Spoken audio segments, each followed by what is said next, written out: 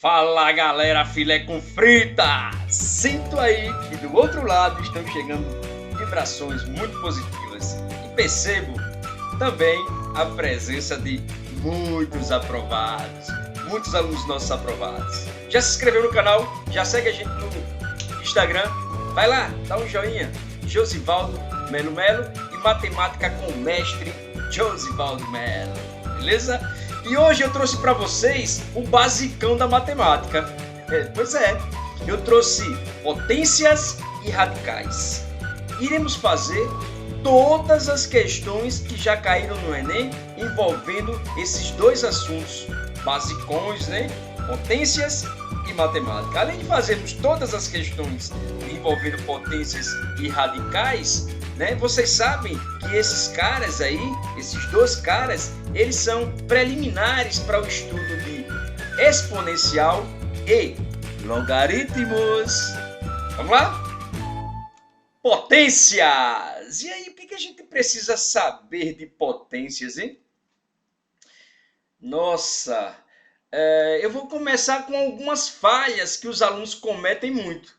Aliás, vem cá, alguns não, muitos alunos cometem esse erro. Por exemplo, reflexão, momento reflexivo. Quanto vale, por exemplo, menos 3 ao quadrado? Quanto vale menos 3 ao quadrado? Escrito assim. E ainda, menos 3 ao quadrado.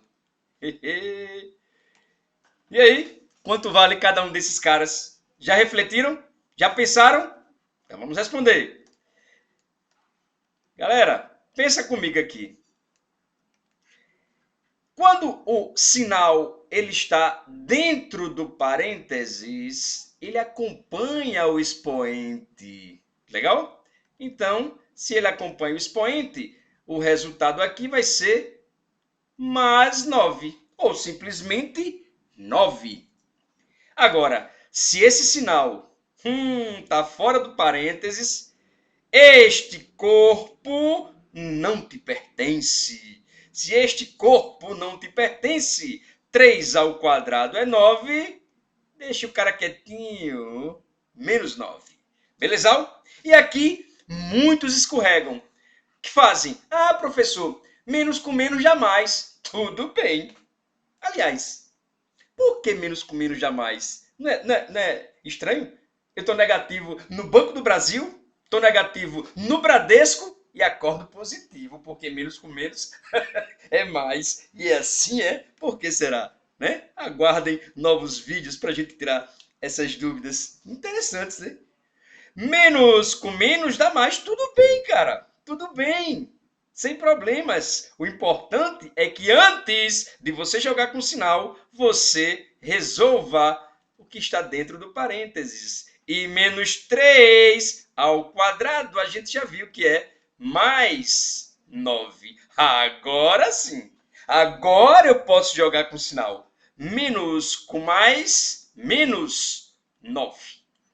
Beleza? Tranquilão? Massa! E outro erro que os alunos cometem, escorregam muito. Que frase forte. 5 elevado a 0 é 1. Por que será, professor? Por que será? Aguardem novos vídeos, né? Demonstraremos o porquê de 5 elevado a 0 ser 1. Bem como, 15 elevado a 0 também é 1. Ah, tá. 215 elevado a 0 também é 1. É. Eita, peraí. Então vamos à frase. Eu adoro essa frase. Adoro essa frase. Todo número elevado a 0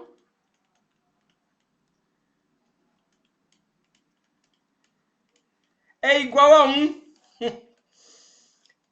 É igual a 1.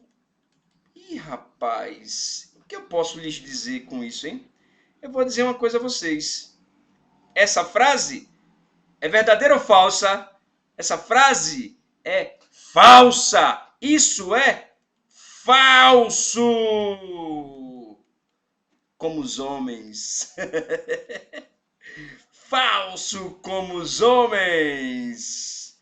Todo número elevado a zero é igual a 1? Não, não, não. Nada disso. Quanto é zero elevado a zero? Ah, professor, zero elevado a zero é zero. Errou. Ah, então peraí, zero elevado a zero é 1. Errou. Porque zero elevado a zero é uma indeterminação matemática. Isso é indeterminado. Tá legal?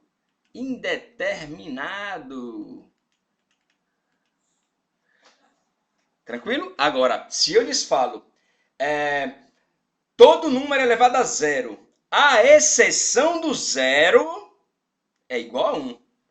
Verdadeiríssimo, como os professores de matemática. Mas, mas se eu falo todo número elevado a zero é igual a 1, isso é falso como os homens. Falso como os homens. Tá legal? Pois é. Então, essas duas observações que eu queria trazer para a gente começar a nossa aula. Muito cuidado, tá? Muitos erros ocorrem aqui. Beleza? Bom, pois é. Se esquecer, morre. Esqueceu, morreu. Beleza. Vamos de propriedades da potenciação, né? Muito importantes as propriedades. A saber, as principais, né? A primeira delas, pensa comigo. Caramba, quem mora junto na mesma casinha, um dia vai brigar, velho. Vai brigar e vai, que pena, separar.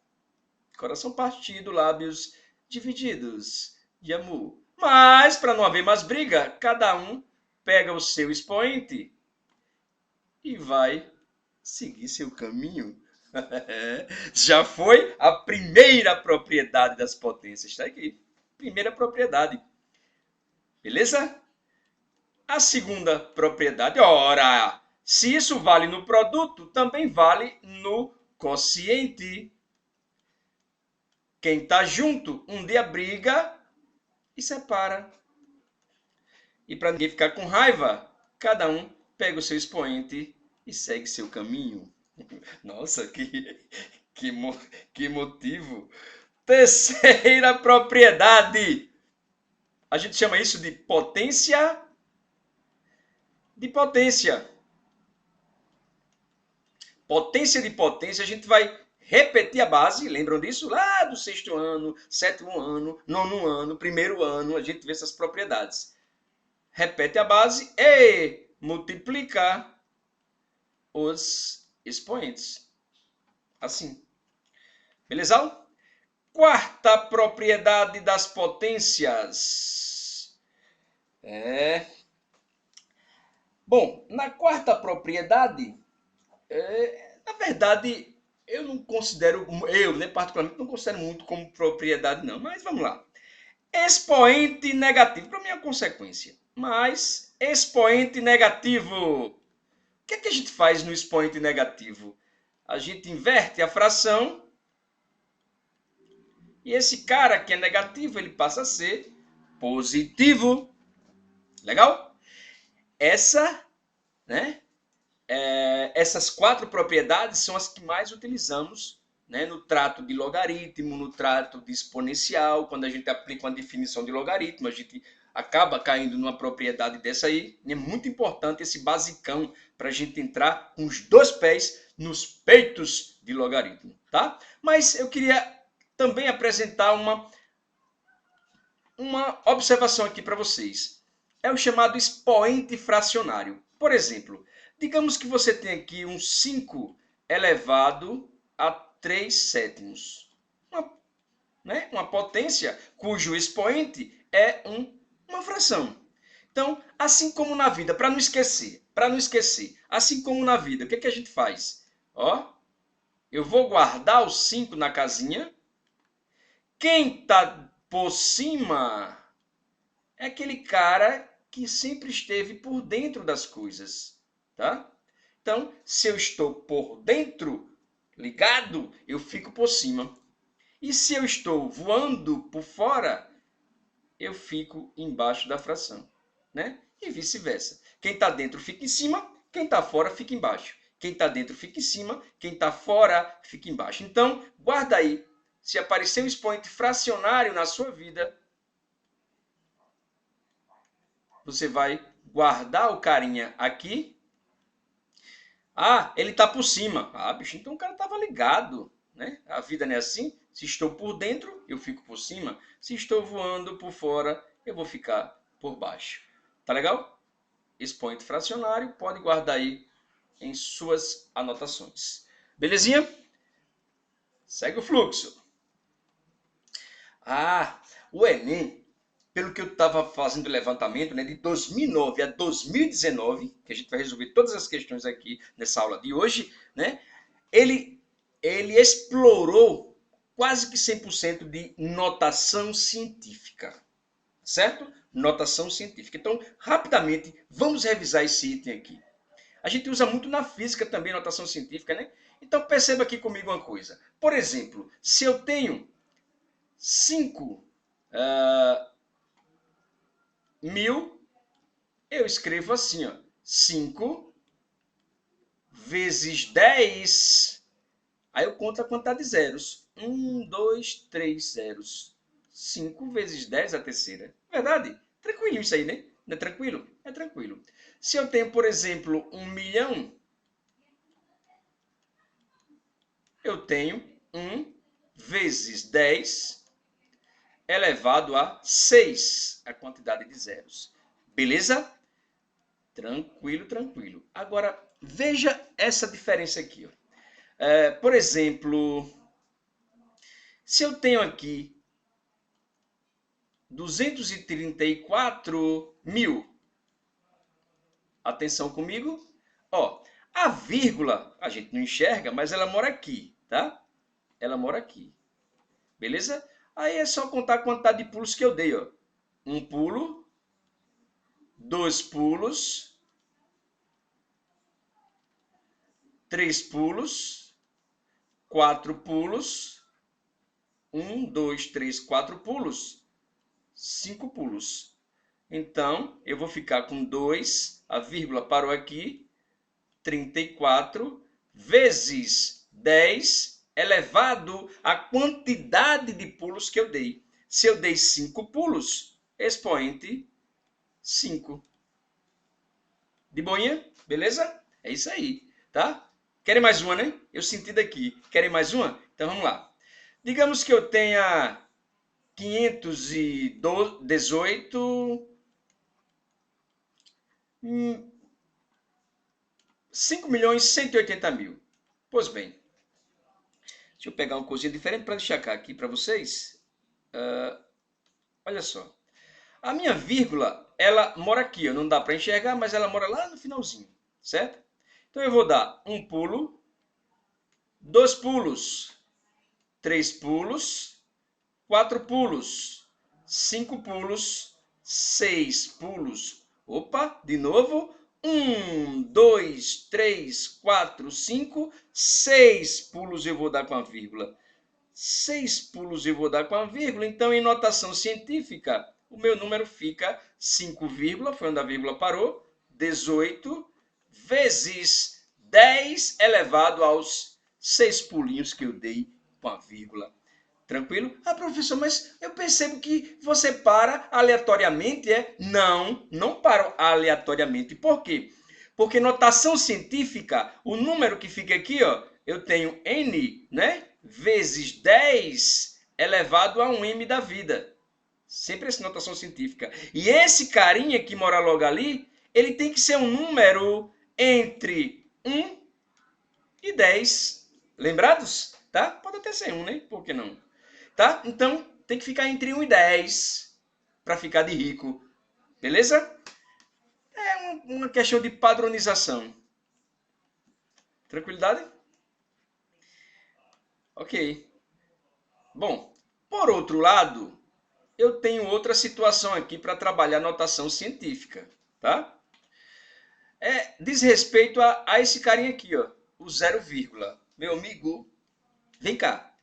Macete do Jooseveldt.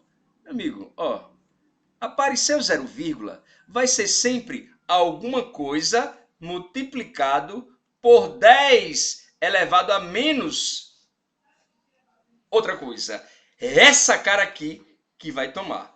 Por exemplo, zero vírgula parou. O Josivaldo disse que vai ser alguma coisa multiplicado por 10 a menos outra. Zero vírgula parou. Vai ser alguma coisa multiplicada por 10 elevado a menos outra coisa. Por exemplo, 0,01. Por que não?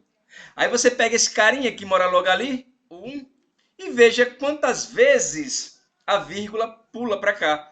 1, 2. Ou, mais fácil ainda, contar quantas casas tem após a vírgula. Se ela der 2 pulos, opa, pulou 2 vezes. Não é verdade?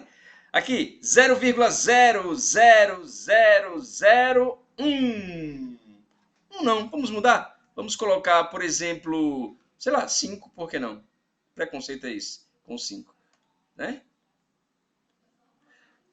Então, o cara que mora aqui, ó, é o 5, beleza? O 5 e a vírgula. Olha só, se eu fosse pular com a vírgula, pularia uma casa, 2 casas, 3 casas, 4, 5 casas. Menos 5, tá?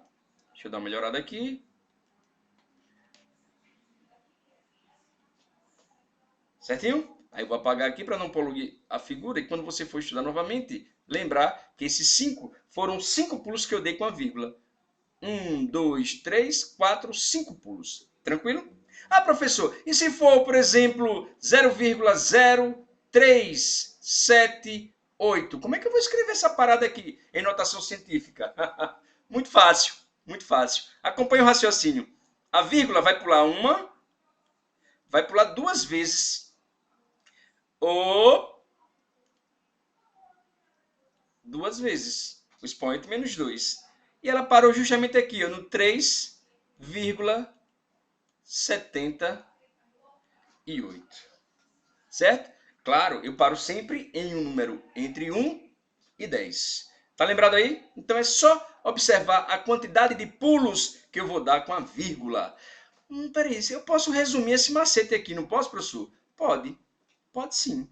Perceba que quando a vírgula pula para a direita, o expoente do 10 aumenta. Tá? Então aqui você tem a vírgula versus expoente.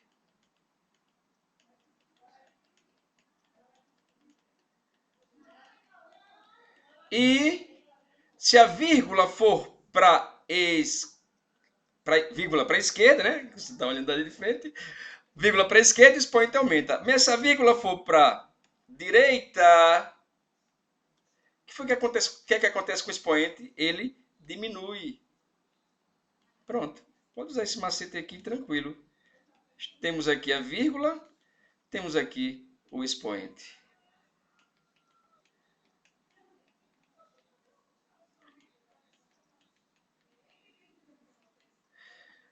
É isso aí. Então, se prende nesse macete. Vírgula para a esquerda, o expoente subiu. Vírgula para a esquerda, o expoente subiu. Vírgula para a direita, o expoente diminui. Certo? Então, é fácil perceber aqui, ó, por exemplo, bundinha com a bundinha e a cabecinha com a cabecinha da seta. Bundinha com bundinha, cabecinha com cabecinha. Safadeza, incha, isso é da igreja, porra. Vamos lá. Então, vamos de questões, ver como é que funciona esse negócio da bundinha com bundinha, cabecinha com cabecinha. Enem 2019. É nova essa questão, é? É zero bala, foi desse ano. Enem desse ano, zero bala. Agripe é uma infecção respiratória aguda de curta duração, causada pelo vírus influenza. Ao entrar no nosso organismo pelo nariz, esse vírus multiplica-se, disseminando para a garganta e demais partes das vias respiratórias, incluindo os pulmões. Beleza, blá, blá, blá, blá, blá, blá.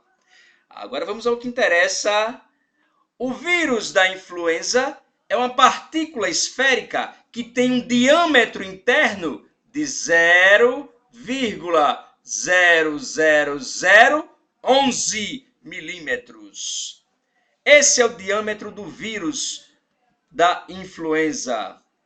Só que ele quer saber esse valor em notação científica. 0,00011. Tranquilo, vamos lá? Comigo, acompanha o raciocínio. 0,00011. Ei, professor, macete da bundinha. Bundinha, bundinha, cabecinha, cabecinha. Então, se eu vou para direita com a vírgula, o expoente vai ter que diminuir. Ah, e outro macete, ó. 0, quero nem saber. Vai ser alguma coisa vezes 10 a menos outra. Quero nem saber. Né? Vai ser uma coisa vezes 10 a menos outra. Quem é essa coisa que fica aqui na frente? Quem é essa coisa que fica em cima? Veremos. Quantos pulos eu vou dar com a vírgula? Eu vou dar um pulo, 2 pulos, 3 pulos, 4 pulos. Opa! Pulos, 4. E aí, eu parei em 1,1. Essa é a minha resposta. 1,1 vezes 10 a menos 4, filé com fritas. É uma questão que você não pode errar nem a pau, né? Onde é que está aqui? Ah, achei. Letra D de dado. 1,1 vezes 10 a menos 4. Errou essa questão, merece levar a gaia do namorado ou da namorada. 2019 é questão novinha em folha, eu só fiz pular 1, 2, 3, 4 vezes com a vírgula, tá? Então o expoente ficou menos 4. E eu parei no 1,1. 1,1 vezes 10 a menos 4. Show de bola essa questão. Vale mais do que uma questão de logaritmo, tá? Vale mais do que uma questão de geometria, quando difícil, de probabilidade. E você não pode errar. Você não tem direito de errar uma questão dessa. Não pode se dar ao luxo de errar uma questão fácil dessa, que vale mais do que as difíceis. Vamos de mais. Enem 2015. Simbora. As exportações de soja do Brasil totalizaram 4,129 milhões de toneladas. Vamos destacar esse valor aqui, bora? Deixa eu destacar esse valor. Vamos destacar aqui. 4,129 milhões de toneladas, tá? Esse valor está em toneladas. 4,129 milhões de toneladas. No mês de julho de 2012. E registraram um aumento em relação ao mês de julho de 2011. Tudo bem, desse aumento não interessa para a gente. Embora tenha havido uma baixa em relação ao mês de maio de 2012. A quantidade de quilogramas de soja exportada pelo Brasil no mês de julho foi de, ele quer que você transforme, 4,129, coloque esse número em notação científica. 4,129 milhões de toneladas. Ele quer em notação científica, ademais, ele quer isso em quilogramas. Combinado? Quilogramas. Então eu vou transformar isso em quilogramas e vou escrever na forma de notação científica. 4,129 milhões de toneladas, hein? Acompanhe aqui comigo. 4,129 milhões de toneladas. Então, isso aqui eu vou multiplicar por 1 milhão. 4,129 vezes 1 milhão dá 4,129 milhões de quê? De toneladas. Toneladas. Epa, mas espera aí, eu quero isso em quilogramas. Perfeito? Eu sei que uma tonelada equivale a exatamente 1000 quilogramas.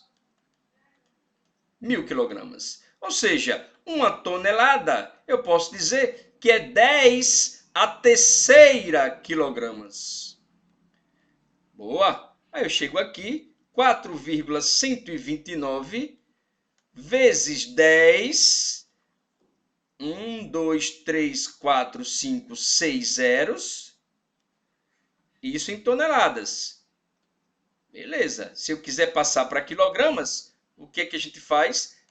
Multiplica isso, 4,129 vezes 10 a sexta tonelada, eu multiplico por 10 a terceira, para achar isso em quilogramas. Aí ficou muito fácil, né? Eu estou bem devagarzinho para explicar, mas na prova você tem que fazer isso mais rápido. 4,129, com cuidado para não errar, lógico, né? Vezes 10 elevado a 10 a sexta, vezes 10 a terceira. Repete a base e soma os expoentes, né? 10 a sexta vezes 10 a terceira, 10 a nona quilogramas. 4,129 vezes 10 a nona quilogramas. Esse é o valor da minha questão. Onde é que eu vou encontrar isso? Opa, já achei. Eu acho isso na letra C. De certeza que eu vou passar.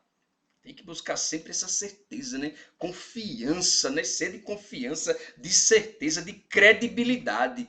Credibilidade, matemática com mestre. Vai lá, começa o módulo de logaritmos na próxima semana. Beleza? 2015, questão feita, filé com fritas. Filé com fritas. Enem 2012.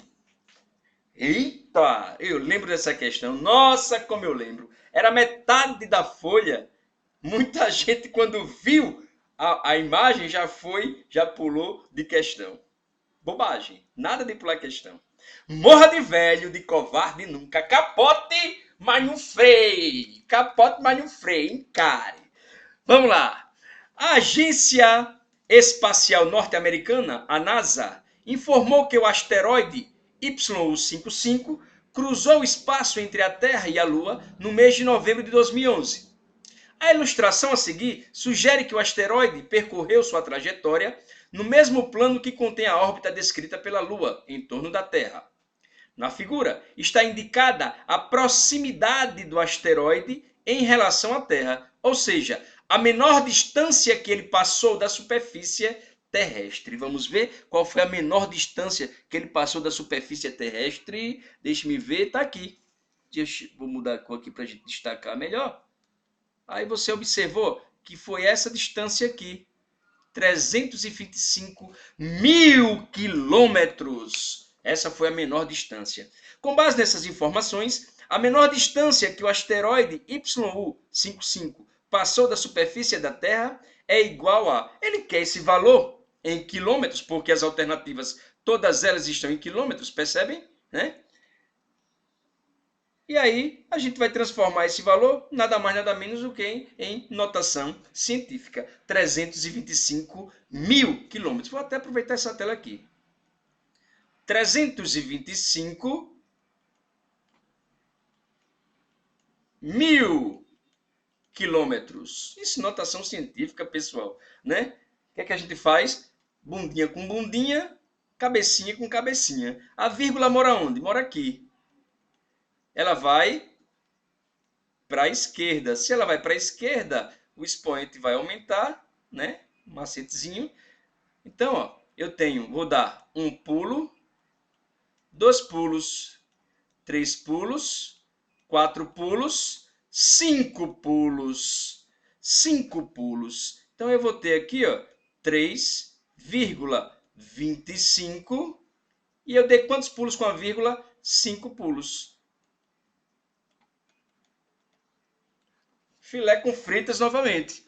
3,25 vezes 10 a quinta quilômetros. Nem metros o cara pediu para transformar em quilômetros mesmo. Né? Parei no 3, que eu tenho que ter a notação entre 1 e 10. Tá? Então, 3,25. Para essa vírgula chegar aí, no lugar dela, ela deu 5 pulos. 1, 2, 3, 4, 5 pulos. E aí eu marco com força letra D.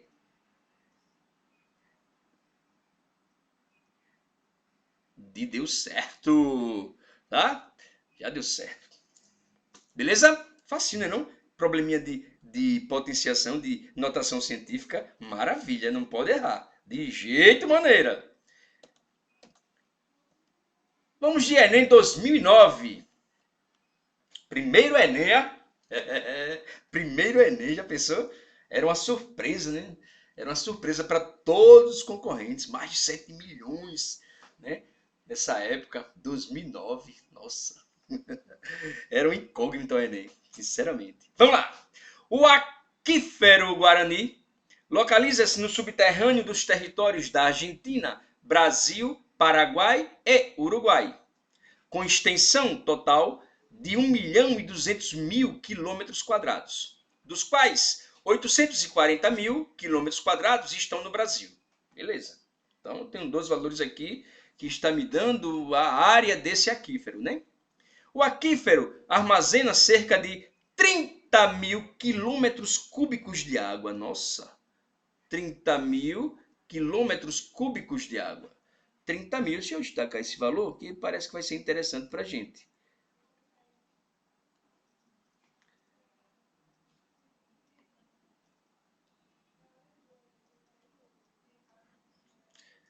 (30.000 quilômetros cúbicos de água. Pessoal, quilômetros cúbicos é uma unidade de capacidade volumétrica, tá? É volume, correto?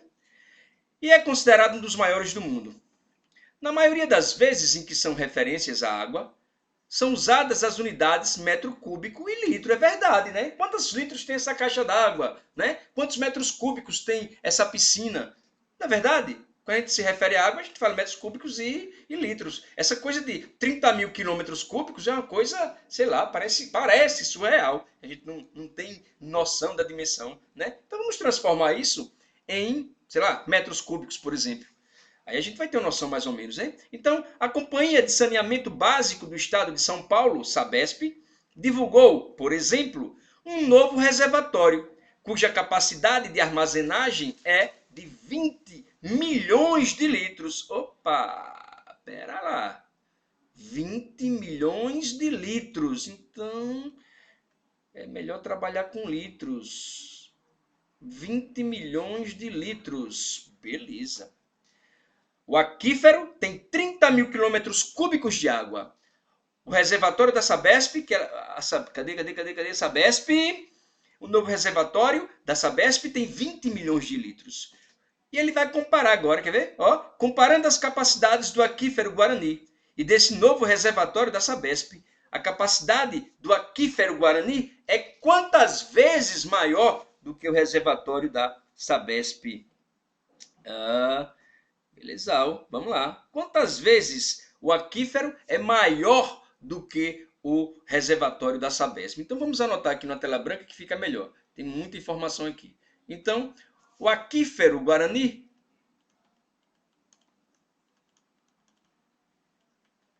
e a Sabesp.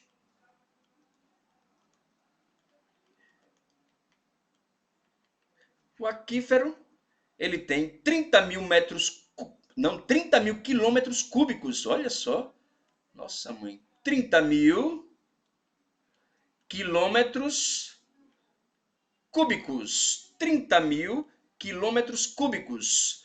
E a Sabesp, o da Sabesp tem 20 milhões de litros. Ih, rapaz, essas duas unidades não estão legais. 20 mil milhões de litros. Então, é preferível jogarmos tudo para litro, para poder comparar e saber quantas vezes o aquífero é maior que o da Sabesp. Tá legal? Então, vamos transformar quilômetros cúbicos em litros.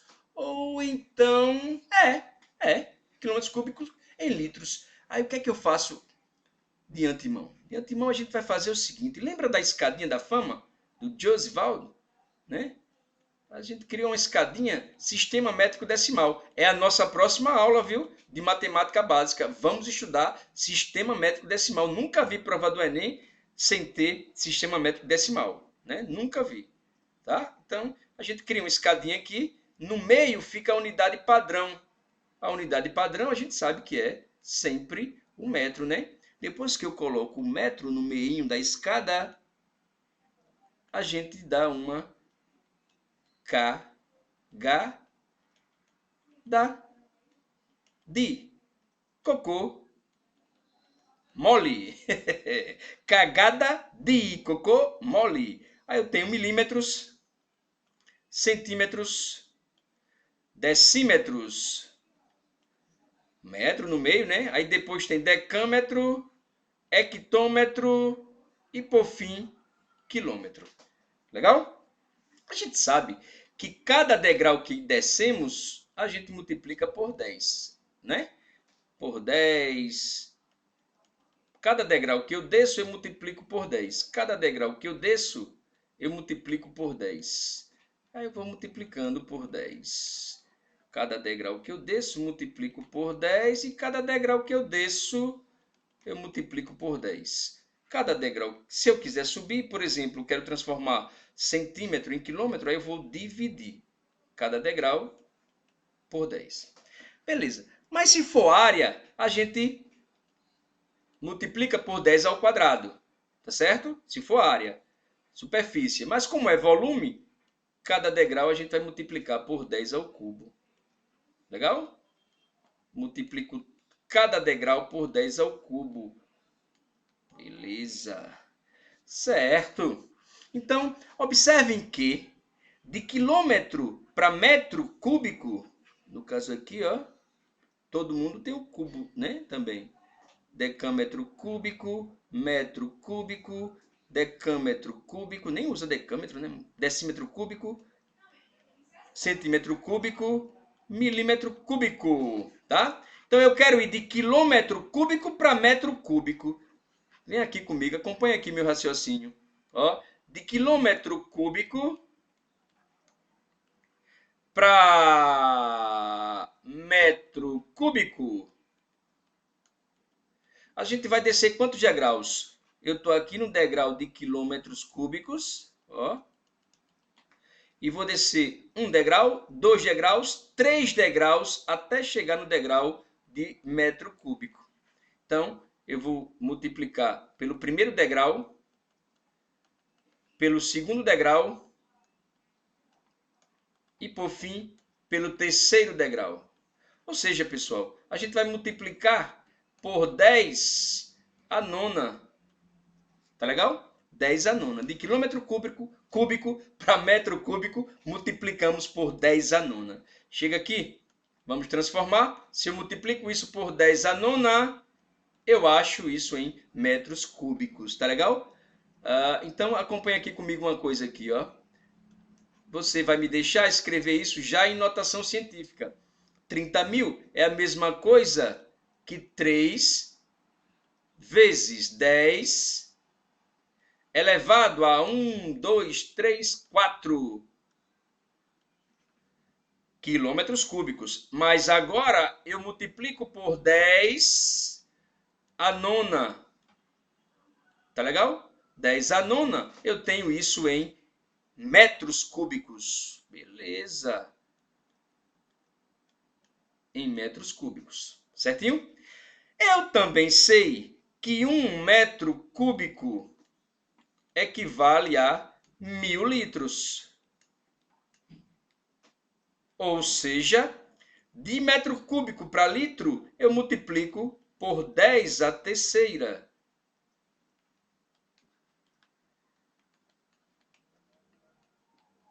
Joia! Chego lá em cima também, multiplico agora por 10 a terceira, tá? Então, ó, já vou apagando aqui. Multipliquei por 10 a nona, por quê? Para transformar em metro cúbico. E agora eu multiplico por 10 a terceira, para transformar isso em litros, tá certo? Tá? Então, resultado final do aquífero, ele tem 3 vezes 10 elevado a 4 e 9, 13. 13 com 3, 16. Beleza. Isso em litros. Aqui, ó, 20 milhões de litros, eu vou escrever assim. 2 vezes 10 elevado a 1, 2, 3, 4, 5, 6, 7. 7 litros também. Todos os valores agora estão em litros e somente agora a gente pode comparar. Pronto. Eu poderia passar tudo para metro cúbico, né? Eu poderia passar tudo para decímetro cúbico e depois para litros. Preferi deixar litros e litros. Pronto. Para saber quantas vezes esse cara cabe nesse, é só dividir, tá? Você vai dividir 3 vezes 10 a 16. Dividido por 2 vezes 10 a 7. Isso, 3 dividido por 2 dá 1,5.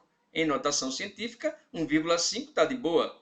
E agora as potências de 10. 10 a 16 dividido por 10 a 7, divisão de potências de mesma base. Repete a base e subtrai os expoentes. 16 menos 7, eu tenho 9. Então, o aquífero é 1,5 vezes 10 elevado a 7 vezes maior do que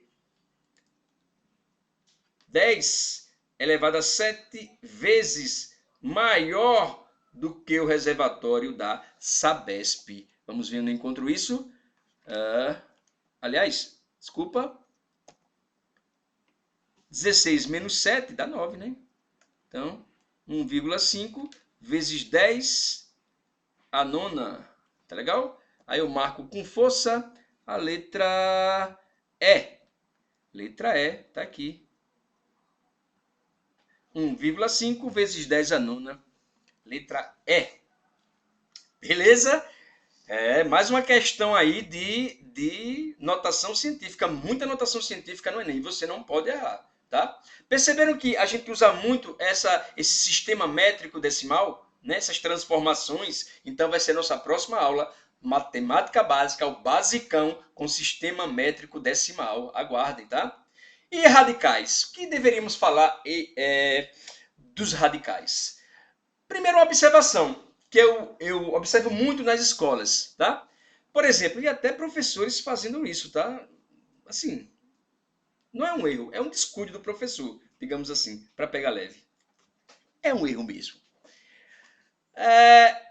Eu não sei se vocês aprenderam na escola, com o professor de vocês, digamos que eu tenho aqui x quadrado na raiz. Raiz quadrada de x ao quadrado. Aí o que é que o professor faz? Professor, ele diz assim, ó, faca, faca.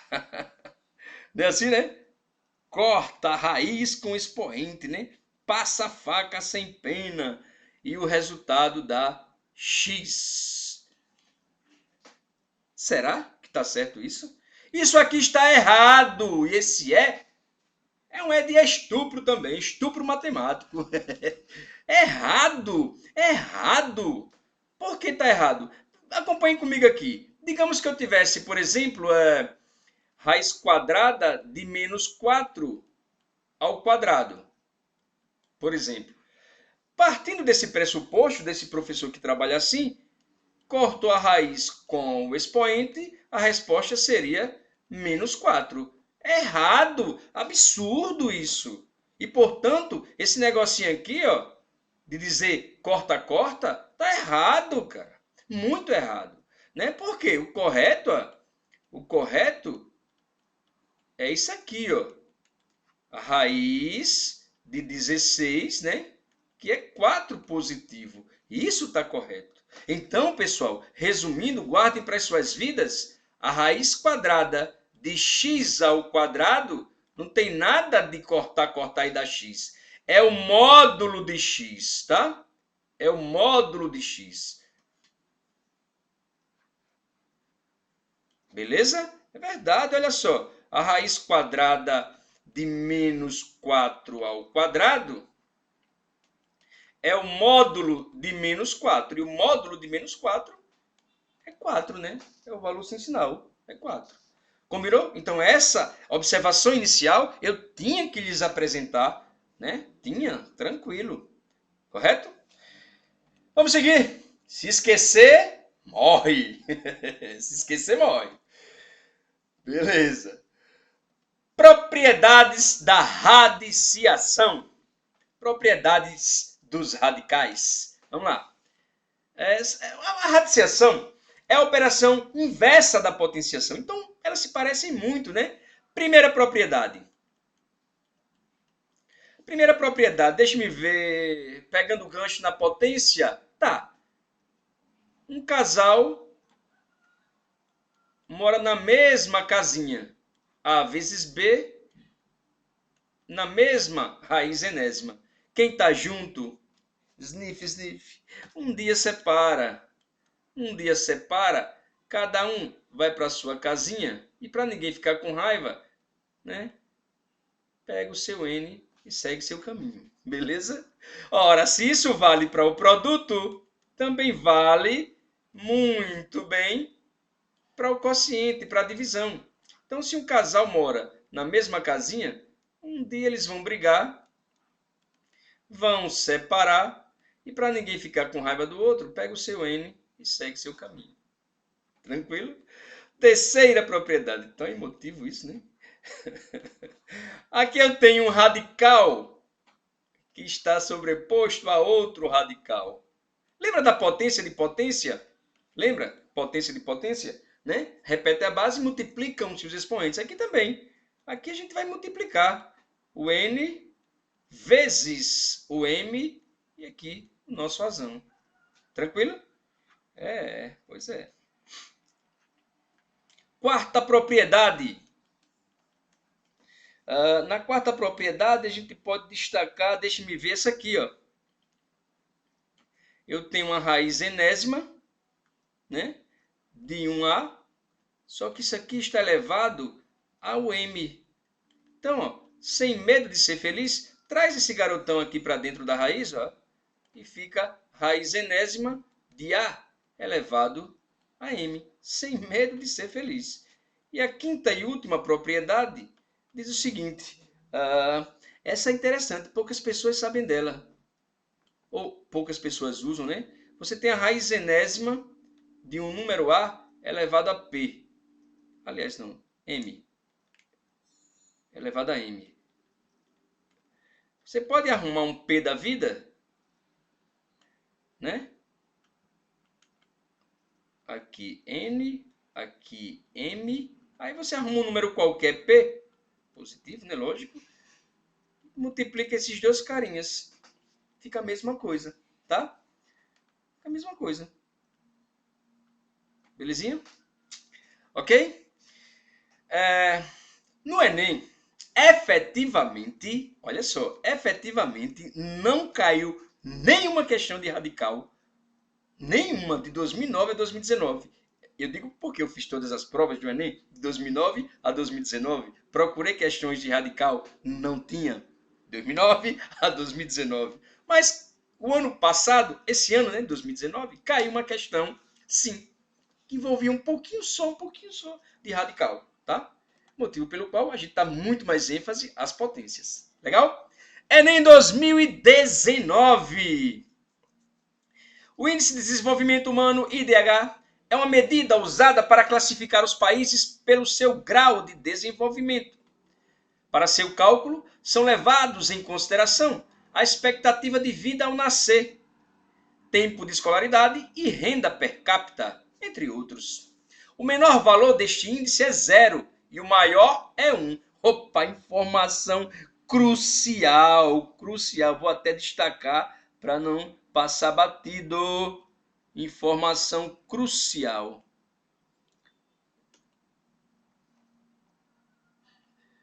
Esse índice Ele varia de 0 a 1.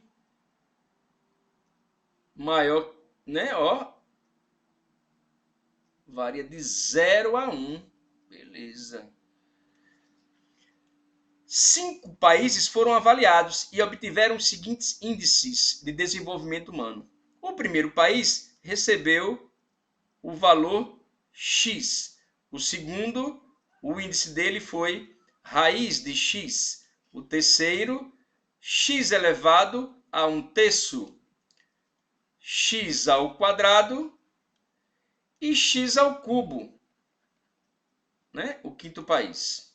X, raiz de X, X elevado a 1/3, X ao quadrado e X ao cubo.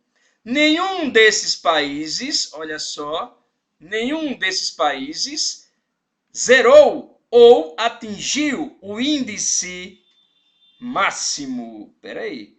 O que quer dizer isso, professor? Nenhum desses países zerou, tampouco atingiu o índice máximo. Isso quer dizer que o índice de todos eles ficou entre 0 e 1. Importantíssima essa informação.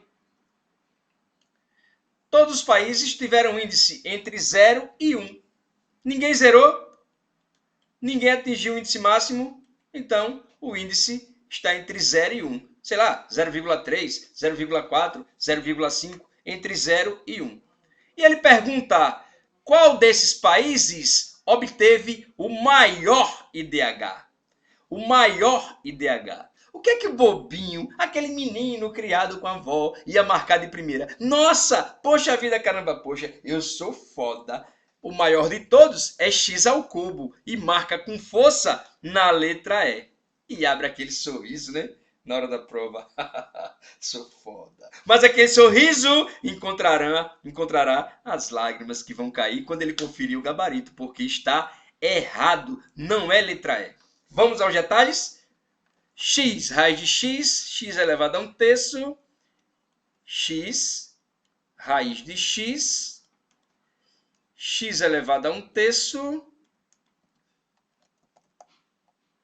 x ao quadrado e x ao cubo. X ao quadrado e x ao cubo. Beleza? Vamos colocar isso na ordem crescente. Ordem crescente. Espera aí. Tem um segredo aqui. Ordem crescente. Tem um segredo. Ninguém vai ficar com raiva se eu disser que isso aqui é x elevado a 1/2, né? Tá certo? Para ficar bonitinho, né? X, x a 1/2, x a 1/3, x ao quadrado e x ao cubo. A ordem depende muito, velho. Depende do x, ó. Se x for maior do que 1, a ordem será essa aqui, ó. A ordem será do menor para o maior, né? Menor para o maior ficará x a 1/3, depois x elevado a meio, em seguida x elevado a 1, e depois x quadrado, e por fim x ao cubo. Isso se o x for maior do que 1, se a base for maior do que 1. Mas não é o nosso caso. O nosso caso é esse aqui, ó. Se o x estiver entre 0 e 1, aí toda essa desigualdade vai mudar, tá? Vai ficar assim, ó. Como eu tinha aqui, vou apagar aqui para a gente colocar na ordem, né? Com a desigualdade, tá? Deixa eu pegar um pincel de cor diferente. Deixa eu pegar esse vermelhinho aqui, ó, para você saber que esse cara é maior do... Ao contrário, desculpa. Esse é menor, né? Vai crescendo, vai crescendo, vai crescendo e vai crescendo. Só que nesse caso, no nosso caso aqui, ó, está entre 0 e 1. Ou seja, tudo isso vai inverter, né? Do menor para o maior. Vai ser o contrário, ó. X ao cubo vai ser menor do que x ao quadrado, que vai ser menor do que x, que vai ser menor do que x elevado a meio, que vai ser menor do que x elevado a 1/3. Tá? A desigualdade se a ordem agora inverteu.